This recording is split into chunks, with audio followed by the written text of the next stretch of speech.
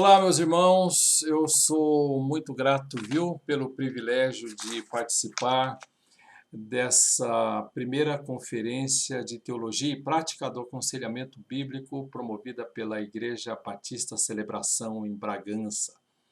Sou muito grato pela oportunidade que Deus está me dando, aceitar o convite do Dr. Alexandre Valota. Muito obrigado, doutor Alexandre, por poder participar desse evento tão importante de encorajamento, desafio àqueles que estão participando. E eu quero compartilhar com você, e ele me pediu, e eu quero fazer isso aqui com você.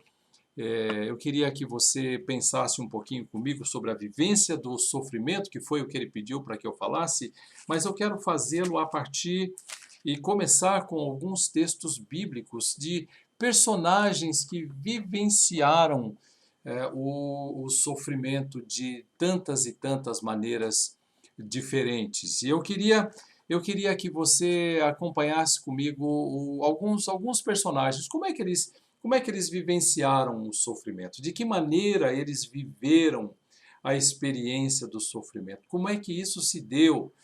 Como é que eles expressaram aquilo que aconteceu no coração deles? Eu queria começar a partir do Salmo 32, é um deles que nós vamos ler, e eu queria que você ouvisse. O sofrimento, ele sempre terá lugar por causa da existência da realidade do pecado. O sofrimento sempre terá lugar por causa da realidade do pecado. Não o nosso propriamente, às vezes, muitas vezes, mas dos outros também.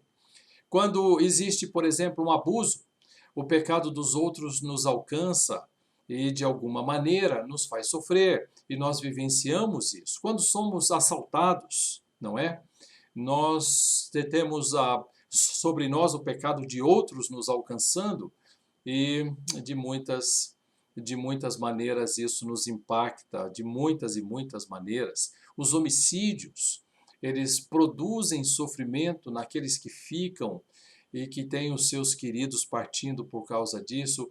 O pecado é sempre a causa do sofrimento, ainda que não seja necessariamente o meu pecado propriamente. As doenças, por exemplo, são um bom exemplo disso. Muitos nascem com problemas de saúde insolúveis, alguns deles têm uma boa possibilidade de tratamento, mas eles estão presentes e nos fazem sofrer de tantas e diferentes maneiras, não é? Eu gostaria de começar aqui com você a partir do Salmo 32. O Salmo 32 diz: Bem-aventurado, Davi está escrevendo esse salmo. E é muito interessante que ele está escrevendo a partir da sua experiência pessoal com o sofrimento. Bem-aventurado aquele cuja a iniquidade é perdoada, aquele cujo pecado é coberto. Ele começa o salmo dessa maneira, dizendo da bênção de Deus em ter o seu pecado coberto pelo Senhor. Bem-aventurado o homem a quem o Senhor não atribui iniquidade, em cujo espírito não há dolo. Ele está dizendo: eu sou muito grato a Deus por olhar para mim com olhos de graça e misericórdia e bondade. Bem-aventurado esse homem a quem o Senhor não atribui iniquidade. Mas olha como ele expressa a sua vivência do sofrimento, causado pelo pecado dele, produzido pelo pecado dele. Enquanto calei os meus pecados, eu não os confessei, eu não levei até o conhecimento de Deus o meu arrependimento, eu não estava arrependido enquanto calei os meus pecados. Como eu senti o sofrimento, de que maneira eu vivenciei o sofrimento por causa do meu pecado, de uma maneira bastante física, orgânica, envelheceram os meus ossos. Envelheceram os meus ossos. Eu, de alguma forma, olhei para aquilo e eu nem me dei conta de como o meu corpo estava sofrendo por causa desse período. E certamente você tem aí um sofrimento que vai do começo do adultério e começo de gravidez até o nascimento do bebê. Nós temos um intervalo aí de pelo menos 9 meses. Pelo menos 9 meses. Quando então Davi é abordado pelo profeta Natã, que o faz saber acerca do seu pecado. E ele diz: nesse período, enquanto eu calei os meus pecados, envelheceram os meus ossos pelos meus constantes gemidos o dia todo. Meu corpo sofreu. Minha alma sofreu, mas o meu corpo sofreu, porque a tua mão pesava sobre mim dia e noite, e o meu vigor, os líquidos da boca se tornaram em sequidão de estio, secaram. Minha ansiedade, meu temor, o meu pecado me consumia, que eu não tinha mais nenhum líquido na minha boca. Ele está sofrendo, ele está sentindo o sofrimento dele, ele está expressando o sofrimento dele, e é a maneira como o salmista está manifestando, vivenciando o sofrimento causado pelo seu próprio pecado. Um pouquinho mais à frente, o Salmo 38, ele diz, o salmista diz, e Davi escreveu esse salmo também, e ele diz assim, no Salmo 38, verso 18: confesso a minha iniquidade, suporto tristeza por causa do meu pecado. Pecado produz não só dor no corpo, não só traz problemas orgânicos, pecado está trazendo para ele aqui uma tristeza profunda na alma. E certamente ele está vivenciando o seu pecado com dor, corpo gemendo e uma tristeza imensa alcançando o seu coração. Um pouquinho para frente, no Salmo 51, verso 8, ele diz: faze-me ouvir júbilo e alegria. Ele não tinha nem júbilo, nem alegria, para que exultem os ossos que esmagaste. Ele queria alívio na alma e no corpo. Tanto a alma quanto o corpo desse homem sofriam por causa do seu pecado. A experiência do pecado na vida de Davi foi uma coisa muito pesada, muito interessante. Dando uma pausa aqui nos Salmos, lembrando de Elias. Quando Elias é ameaçado e perseguido por Jezabel, que a ameaçou de morte, que o ameaçou de morte, ele foge para o deserto, e essa é uma das nossas estratégias preferidas de expressar muito do nosso sofrimento: fuga. E ele foge para o deserto, e ele dorme intensamente como resultado do seu desejo de não lidar com a realidade naquele momento, mas o próprio Deus gracioso se aproxima dele, o acorda e o capacita a que vá até o encontro dele. Mas naquele momento ele deseja morrer: tira a minha vida. O sofrimento, a maneira como ele entendeu o sofrimento é de que ele tinha sido um ministro do Senhor, tão enfático em tantos aspectos do seu ministério, e tinha acabado de obter uma grande vitória, que talvez na mente dele não seria adequado, justo, uma perseguição e uma permissão de uma perseguição. Naquele momento, ele sentiu que o sofrimento dele findaria se ele pedisse para Deus tirar a própria vida dele. Outros tantos fizeram isso nas Escrituras, e você tem, na verdade, o nosso profeta Jonas também desejando intensamente a que a vida dele seja tirada, porque ele não tem os seus desejos e as suas expectativas atendidas. E porque ele não tem as suas expectativas atendidas, os seus desejos atendidos, então ele pede para que desejos pecaminosos, inclusive para que Deus tire a vida dele. Eu prefiro morrer do que viver, eu prefiro morrer do que ver o que eu estou vendo na nação de Nínive. Enfim, o sofrimento nos alcança de muitas e diferentes maneiras.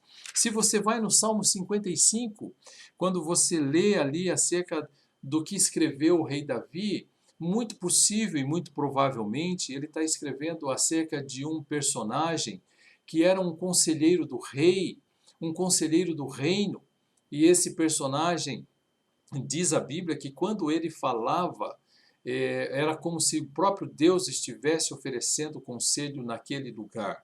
O nome dele, se de fato o Salmo fala a respeito dele, e se é disso que o Salmo trata, é Aitofel. Particularmente eu creio que Davi está fazendo uma referência a esse homem.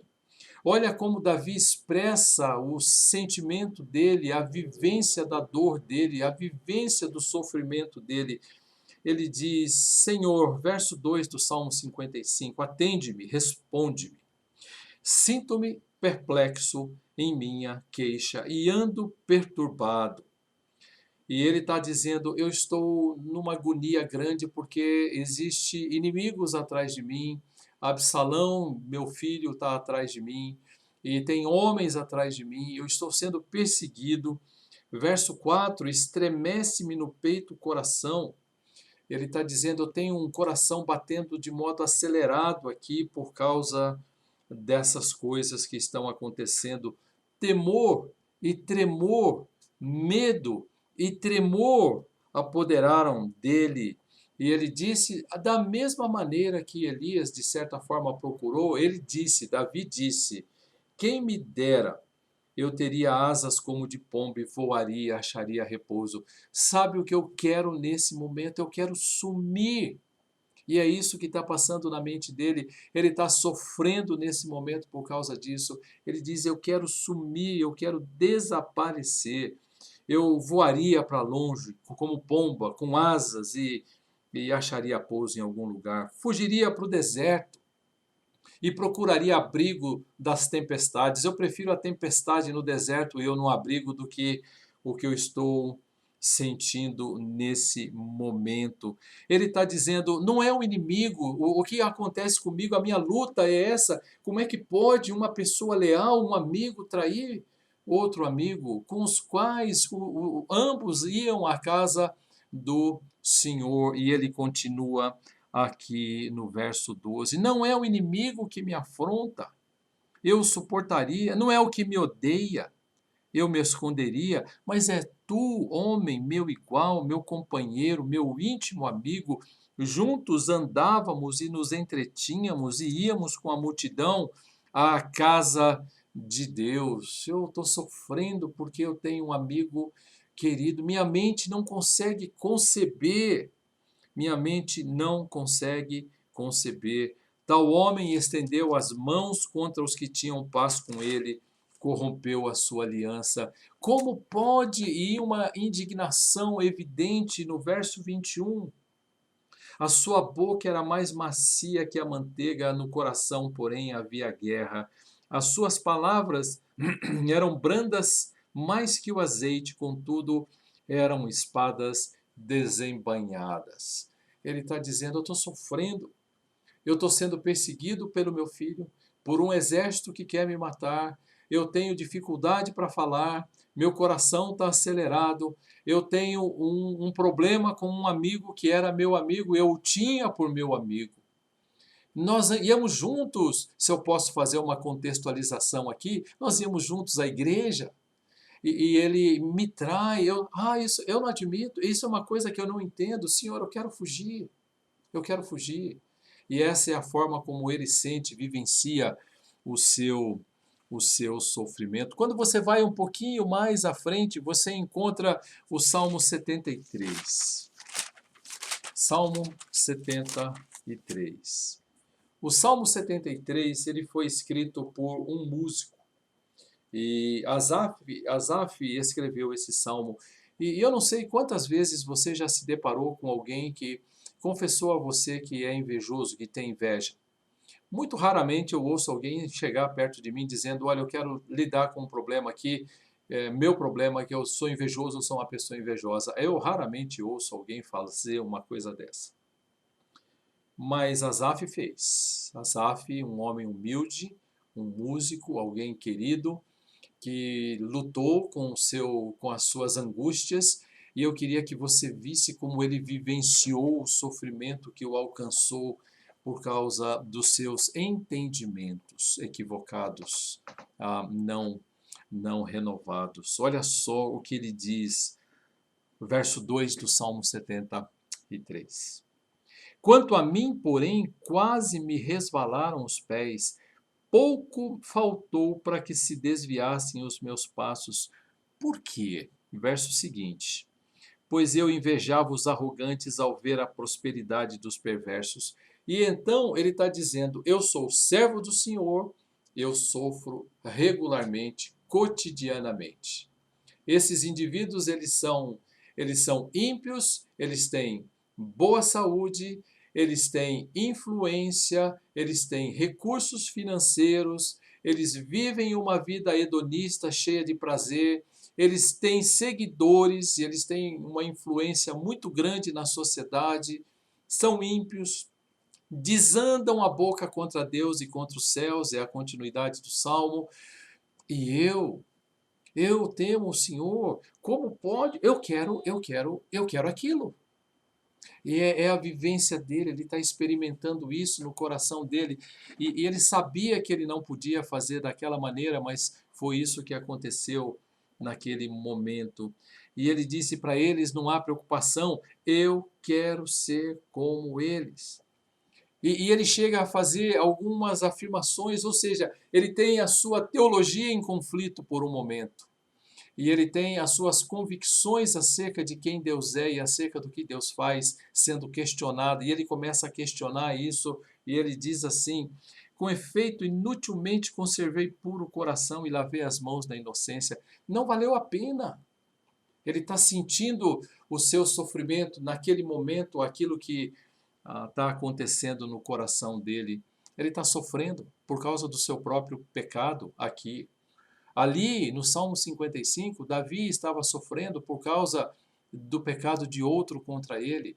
Mas aqui no Salmo 73, ele está sofrendo por causa das suas próprias compreensões. Então, nós vamos pensar que ele tem os seus sentimentos sendo afetados, suas convicções sendo afetadas, ele tem os seus parâmetros teológicos sendo mexidos ou desafiados, e ele tem aqui uma série de aspectos que vão fazendo e vão compondo um quadro de como ele vivenciou o sofrimento naquele momento. Se eu pensar isso, ele disse, seria muito duro, eu não queria pensar, eu não gostaria de pensar, mas eu pensei, todos os dias, verso 14, eu sou afligido e toda manhã castigado.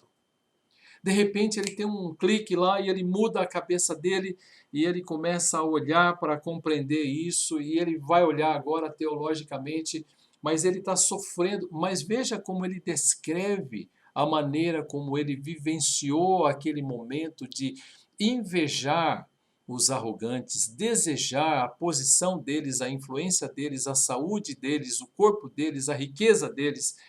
Ele diz o que aconteceu no coração dele, ele está descrevendo como ele vivenciou aquele momento. Quando o coração se me amargou e as entranhas se me comoveram, ele está dizendo, quando intimamente as minhas emoções estavam em conflito, quando minhas convicções foram desafiadas, quando o conhecimento de Deus foi desafiado, eu estava embrutecido e ignorante.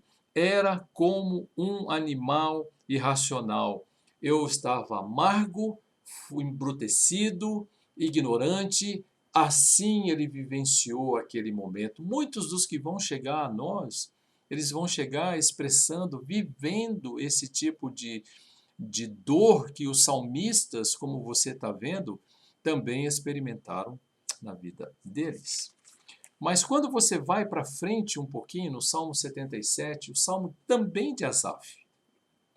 E Asaf, ele está diante de um momento que comentarista nenhum sabe a que se refere, qual era a situação por trás do Salmo.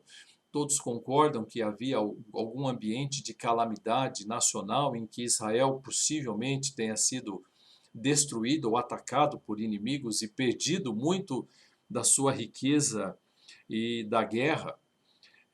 O salmista diz no Salmo 77 que ele levanta a voz a Deus e ele ora, e no dia da minha angústia procuro o Senhor. Que bom que ele fez isso, foi para o lugar certo, para a pessoa certa, a quem ele deveria de fato ir. Erguem-se as minhas mãos durante a noite e não se cansam, e a minha alma recusa-se a consolar-se. Ele está dizendo aqui certamente de que muitas noites ele passou em claro, clamando a Deus angustiosamente, desejando ser consolado. e a alma dele se recusava a ser consolado. Ele diz: lembro de Deus e passo a gemer, me desfalece o espírito. Só em pensar de quem Deus é e por que Ele está permitindo isso, eu me abato e me deprimo, e me deprimo, e me deprimo. Não me deixas pregar os olhos, eu não durmo. Tão perturbado estou que não posso falar. O coração batia tão forte que ele não tinha condição de articular as suas palavras. Eu penso nos dias de outrora, e ele está dizendo, eu estou sofrendo, como é que pode? E ele tem aqui um conflito de convicções, um conflito de certezas acerca de Deus. Ele tinha a palavra de Deus escrita para ele ler, ele viu a nação sofrendo, e ele diz, isso parece não fazer sentido, isso afeta as minhas compreensões, afeta as minhas motivações, afetam os meus propósitos, afetam os meus planos, afeta a minha convicção acerca de quem Deus é, do que Ele faz e permite. Eu estou sofrendo. Parece não fazer sentido, meu corpo está sofrendo, eu não durmo, eu não tenho sono, eu não sou consolado, eu estou em agonia, eu estou gemendo, eu estou gemendo. Eu estou indagando meu íntimo e estou sofrendo aqui, enfim. É claro que a segunda metade do Salmo, a partir do verso 11, ele muda a sua perspectiva, mas houve um momento em que ele vivenciou o seu próprio sofrimento de uma maneira intensa, e ele expressou isso nesse Salmo 77. Se você der uma olhada no Salmo 102, Salmo 102, ele é um salmo bastante intenso. Vamos abrir lá, eu quero acompanhar com você o Salmo 102. Salmo 102 diz assim, lá no comecinho, ouve, Senhor, verso 1, a minha súplica, e cheguem a ti os meus clamores. Não me oculte o rosto no dia da minha angústia. Inclina-me os ouvidos no dia em que eu clamar. Dá-te pressa em acudir-me. Ele está dizendo, eu estou sofrendo tanto. Deus, a minha alma está clamando. Vem até mim, me acode, me acode, me acolhe, me acolha. Não ocultes o rosto no dia da minha angústia. Talvez ele estivesse sentindo exatamente isso. Onde está o Senhor? Ele está vivenciando o sofrimento dele naquele momento. Vem me acudir, porque os meus dias são como fumaça, se desvanecem. Os meus ossos, olha só, de novo o salmista, e nós não sabemos aqui quem é, dizendo, os meus ossos ardem como em fornalha. Ele está sofrendo fisicamente. São muitas as expressões de sofrimento em alguém que vive algo que o faz sofrer. Afeta muitas áreas, muitas áreas.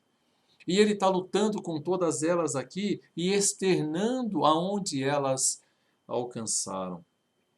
Esqueço de comer o meu pão. Ferido como a erva, secou-se o meu coração e eu esqueço de comer o meu pão. Hoje tem nome isso, né? Anorexia, um nome chique. Aqui o salmista diz apenas que ele esqueceu de comer o pão. E ele disse as consequências disso: os meus ossos já se apegam à pele por causa do meu dolorido gemer. Ele era pele e osso. Diante do sofrimento, diante das situações que o alcançaram, ele está dizendo: eu tenho minha alma desejando ser acudida por Deus. Senhor, vem até mim, fala comigo. Eu não tenho percebido o Senhor tão perto e o meu corpo está gemendo. Minhas convicções estão gemendo. Sou como o pelicano, verso 6. Sou como o pelicano no deserto, como a coruja das ruínas. E aí ele diz: eu não durmo. Sou como o passarinho solitário nos telhados. Eu não durmo. Eu sofro de insônia. E ele está dizendo: é assim que eu estou vivenciando o meu sofrimento. É dessa maneira que eu estou vivendo o meu sofrimento. Você está vendo que tem personagens bíblicos que nos ajudam a pensar sobre a maneira como o sofrimento se expressa? Moisés pediu para que Deus tirasse sua vida. Moisés sofreu quando aqueles homens invadiram lá e o desafiaram, desafiaram a sua liderança. Moisés sofreu quando sua irmã e seu irmão vieram até ele e desafiaram a sua liderança também. Enfim, são muitas as maneiras de nós expressarmos isso, de muitas formas, tanto na alma quanto no corpo. Nós temos os nossos desejos que sofrem, as nossas intenções que sofrem. Nós temos aí sofrimento que alcançam os nossos propósitos, alcançam as nossas convicções, alcançam todo o nosso coração e muitas vezes, e não raras vezes, alcançam o corpo. Alcançam o corpo. Vivencia-se o sofrimento também através do corpo. Mas eu quero relatar para você uma situação real aqui acontecida no nosso escritório e eu gostaria de compartilhar com você. É um caso real, são irmãos queridos, de pessoas queridas com quem eu convivo regularmente quando eu os encontro e eu queria que você soubesse, não vou dizer nomes nem lugares, mas eu queria que você soubesse como eles estavam lidando com o sofrimento deles nos meses em que nos encontramos até então. Alguns meses, na verdade, alguns meses, né? Alguns anos. Nós ficamos juntos alguns anos. Um casal vem até nós e diz assim: nós precisamos de ajuda. Somos casados, nós nos casamos há poucos anos, nós temos um filho pequeno, recém-nascido, e eu tenho percebido, ela começa a dizer, e quando ela toma a iniciativa de falar, eu já imaginava por onde ia a carruagem, né? E ele ficou em silêncio, e ele diz: o meu marido, ele tem uma dificuldade com liderança, ele não assume algumas das suas responsabilidades, ele deixa que eu tome a maioria das decisões, e certamente nós estamos trabalhando aqui, pastor, com os papéis invertidos, e nós precisamos de ajuda, nós não estamos conseguindo entender quais são os nossos papéis. Nós entendemos de maneira diferente quais são os nossos papéis. Num primeiro momento, então, eu abri com eles os papéis e eu disse: bom, já que é isso, e eu estou tentando expressar para você como eles estavam vivenciando o sofrimento deles, nós vamos estudar sobre os papéis, mas antes nós vamos estudar sobre os fundamentos do casamento, enfim, e nós vamos andar com isso. Essa vai ser a nossa caminhada com vocês. Está tudo bem? Está tudo bem. Começamos a estudar, eles levaram literatura, fizeram tarefas, enfim, tudo o que deveria. Mais tarde ela volta sozinha e ela diz: eu preciso falar com o senhor sozinha. Na verdade, o meu marido não toma decisões. E pastor, eu vou dizer uma coisa para o irmão. Está crescendo dentro de mim algo não bom acerca do meu marido. Ela desenvolveu uma expectativa enorme de que seu marido fosse aquilo que até então ele não era. Ela queria que ele desenvolvesse uma determinada qualidade e uma determinada ação e comportamento que até então, aquele momento, ele não fazia, não era. E ela disse: meu marido não toma decisões, meu marido não faz nada em casa, meu marido é uma pessoa nula, ele não escolhe nada, sou eu quem faço tudo. Pastor, isso não está certo, eu estou aqui. E ela está expressando. E o que ela está expressando? Ela está expressando aquilo que ela deseja, ela tem expectativas, é a vivência dela do sofrimento. O sofrimento dela é um sofrimento porque ela não tem os seus desejos atendidos, legítimos inclusive, mas desordenados nesse momento, porque não só ela deseja isso, mas ela deseja numa intensidade além da conta. O marido não faz nada, e agora ela começou a associar a sua expectativa pecaminosa a uma ira, e agora ela olha para aquilo e ela fica muito irada.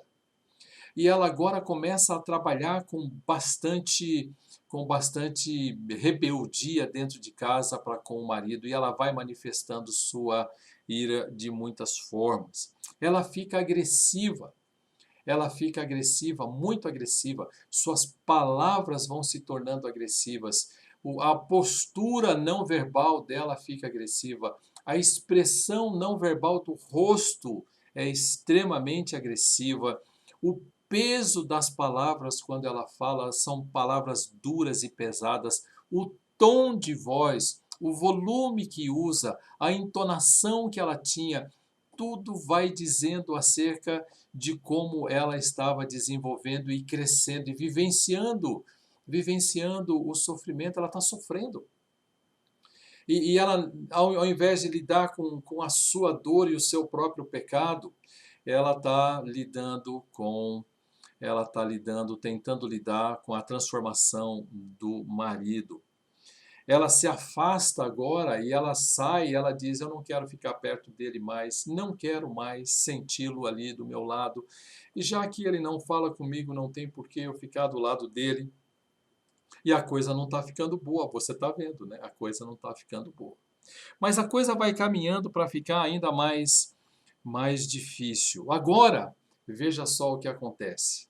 Porque ela não tem em casa, segundo ela, claro, o marido que a atende, o marido que supre as suas expectativas, que faz o que ela deseja, que responde a certas situações da maneira como ela gostaria, muitas delas até bíblicas. Sabe?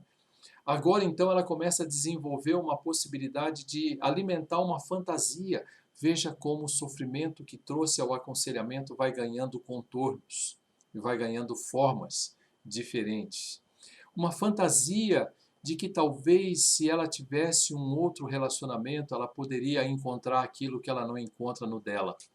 Ela queria ser feliz. E então ela começa a alimentar a possibilidade de um relacionamento fora do casamento. E ela agora alimenta algo ainda pior sobre o marido, porque ela agora compara as virtudes de uma pessoa que tem no trabalho dela, que ela vê que tem as virtudes que ela gostaria, ou pelo menos ela pensa inicialmente que teria, e então ela olha para o marido e o diminui. E ela alimenta essa possibilidade com esse homem simpático que a procura e diz: o seu marido tem muita sorte de ter você como esposa, e ela fica encantada com o que ela está ouvindo. Enfim, troca os olhares, facilita as aproximações. Isso faz parte da vivência do sofrimento dela. E num dado momento ela diz: espera aí, o que eu estou fazendo? O que eu estou fazendo? E então ela rompe, ela pede a conta do trabalho dela, ela se arrepende, interrompe aquele processo e ela volta para casa e ela diz para o marido o que aconteceu e diz: meu bem, eu quero que você saiba que eu olhei para uma pessoa de uma forma assim, assim, assim, alimentei. E o marido manifestando a sua indiferença diz: tá bom, meu bem. E aquilo a enraiveceu ainda mais. Ela tinha expectativas que o marido nunca, naquele momento, poderia atender ou não atenderia por causa do pecado dele.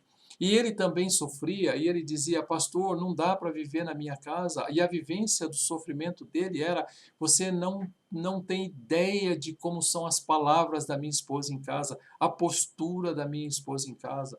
Ela quer dominar a nossa casa, e ela está expressando isso. Os dois estão expressando, cada um à sua maneira, como é que o sentimento os alcança. E agora, ela aguarda que o marido mude. Embora tenha abandonado aquela fantasia, ela continua aguardando que o marido mude. Mas ela sofre e a desesperança toma conta dela. E aumenta a tristeza dela a um nível que a leva para o hospital e ela adoece. Ela é tratada e ela volta do tratamento e ela diz: o que acontece que meu marido não muda? Ela não sabe, mas a forma como ela está expressando o seu sentimento não diz só a respeito do marido, mas diz a respeito de como ela entende a ação de Deus e as permissões de Deus na vida dela. E ela está manifestando isso. Ela está dizendo claramente isso quando ela diz: eu estou muito triste, pastor, eu estou muito abatido. Posteriormente, à medida que o aconselhamento vai andando, ela busca a mim e diz: pastor, eu acho que o aconselhamento não está dando certo porque o meu marido não muda. E então eu disse para ela na época, embora não seja o nosso caso aqui, mas eu não estou aconselhando o seu marido, eu nem quero que o seu marido mude, eu quero aconselhar você para que você faça aquilo que a Bíblia espera que você faça. E ela insiste para que o marido procure ajuda, e o marido, cada vez que vem, recebe uma série de tarefas, volta para casa, ela fica animada e ele não faz nada, volta de novo, ele, depois de algumas semanas, faz mais algumas tarefas, volta para casa e, e ele não muda, e ela fica desagradada e triste. Nesse momento, ela disse para mim certa vez assim: olha, pastor, eu prefiro morrer. E aí eu me lembro de um bate-papo bem-humorado, de alguém falando e perguntando para outra pessoa: você alguma vez pensou em divórcio? E essa pessoa disse: divórcio não, mas em homicídio sim. E eu perguntei para ela: e aí, o que você pretende fazer, pastor? Eu tenho vontade de matar o meu marido. É claro que era uma forma de expressão dela, e ela vai ficando agora amargurada, muito amargurada, e ela está dizendo: pastor, essa, esse é o meu sofrimento, essa é a minha agonia, é isso que eu estou sentindo aqui, como é que eu lido com isso? Eu quero ser uma mulher aperfeiçoada à imagem do nosso Senhor Jesus Cristo, mas pastor, como é que eu lido com uma situação dessa? Eu tenho as minhas muitas dificuldades com o meu marido, eu não tenho conseguido dar passos. Então, se você olha para o quadro todo que nós temos aqui, você tem uma situação onde ela vem buscar ajuda, ela e o marido, pensando em papéis, e quando o aconselhamento caminha, ele vai percebendo que tem aspectos de sofrimento envolvidos em várias áreas da vida. A mente está cheia de pensamentos que precisam ser transformados, e eu estou olhando aquilo, ela está vivenciando o sofrimento dela naquilo que ela crê a respeito de Deus, da palavra dele. Os desejos estão sendo afetados, os sentimentos estão sendo afetados, as circunstâncias estão sendo afetados, o relacionamento com o marido, a dor íntima, a amargura, o rancor que ela tinha chegou ao ódio, e, e nesse sentido ela chegou a flertar com a possibilidade de um relacionamento fora do casamento. Enfim, muitos, de muitas maneiras diferentes, vivenciam o seu sofrimento, e ele alcança todas as áreas da nossa vida de uma maneira bastante enfática, bastante intensa. Eu poderia compartilhar aqui tantas outras áreas de tantos aconselhamentos, mas se você está prestando atenção naquilo que os personagens bíblicos comunicaram para nós de como eles vivenciaram o sofrimento, e se você está olhando para cá e ouvindo como esse casal, e especialmente essa esposa, vivenciou o sofrimento dela, também o marido, de uma forma diferente, você certamente vai ficar atento quando alguém chegar perto de você para as áreas que alguém expressa, onde o sofrimento se manifesta, na qual e por onde o sofrimento se manifesta. São muitas as áreas. O sofrimento alcança todo o nosso ser, alcança todo o nosso corpo. Meu desejo é que seja útil esse tempo de olhar para a vivência dos sofrimentos e para quais áreas ele alcança, e que esse tempo seja muito útil para que posteriormente o Sacha ofereça uma maneira de abordar, uma forma de tratar essa questão, o que fazer, de que forma conduzir, como ajudar essa família a ser uma família mais parecida com Jesus, marido mais parecido com Jesus, uma esposa mais parecida com Jesus. Que Deus abençoe esse grupo, abençoe essa conferência, abençoe esse dia, que esse dia seja um dia marcante na vida da Igreja Batista Celebração.